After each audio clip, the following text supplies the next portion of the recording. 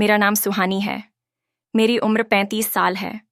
मैं अभी भी इतनी जवान हूं कि दिखने में 25 साल की लड़की लगती हूं। हर कोई मुझे देखकर अट्रैक्ट हो जाता है और मेरा होना चाहता है। मेरे के भी बच्चे नहीं हैं अभी।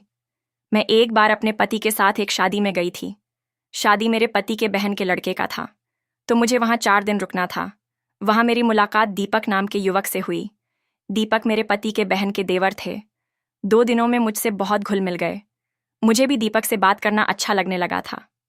वो उम्र में मुझसे छोटा था, करीब 28 साल का, लेकिन वो बहुत समझदार और शालीन था।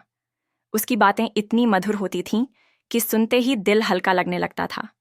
वो अक्सर मुझसे पूछता, भाभी जी, आप इतनी शांत और सुलझी हुई लगती हैं, लेकिन आपकी आंखों में हमेशा कोई अधूरी सी बात क्यों होती है? मैं मुस्कुरा देती, लेकिन सच ये था कि उसने मेरी आंखों का दर्द सच में पढ़ लिया था। शादी का माहौल तो बड़ा खुशगवार था, लेकिन मेरी अपनी जिंदगी, वो तो एक खामोश, खाली कमरा बन चुकी थी। मेरे पति अक्सर बिजनेस के कामों में व्यस्त रहते और हमारे बीच अब वो जुड़ाव नहीं रहा था। मुझे एक पार्टनर की ज़रूरत थी जो मुझे समझ सके, मेरे फीलिंग्स की केयर कर सके, क्योंकि मेरे पति को मुझ में कोई दिलचस्पी नहीं रह गई थी। कई बार मैंने माँ बनने की बात की थी, लेकिन हर बार पति ने टाल दिया गया।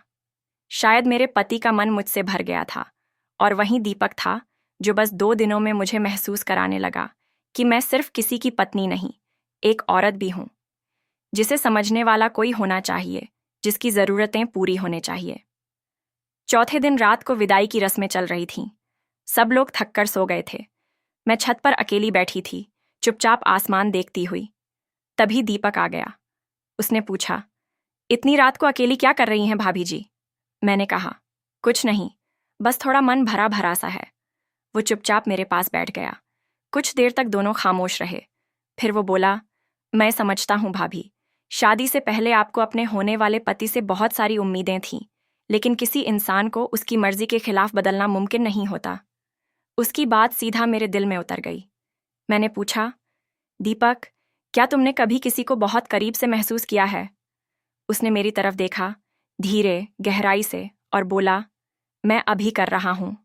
वो पल जैसे रुका हुआ था। न हवा चल रही थी, न कोई आवाज, बस वो निगाहें जो कहे बिना सब कह रही थीं। मैंने धीरे से अपनी नजरें झुका लीं।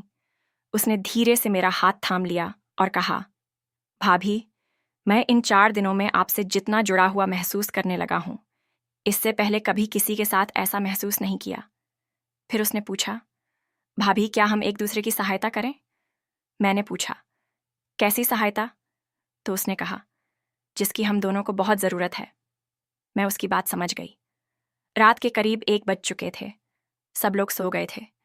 मैं दीपक को अपने कमरे में ले गई और दरवाज़ा बंद कर लिया। मैंने सारी लाइट बंद की। और फिर हमने एक दूसरे की खूब सहायता की। वह मेरी ज़िंदगी सबसे हसीन रात थी।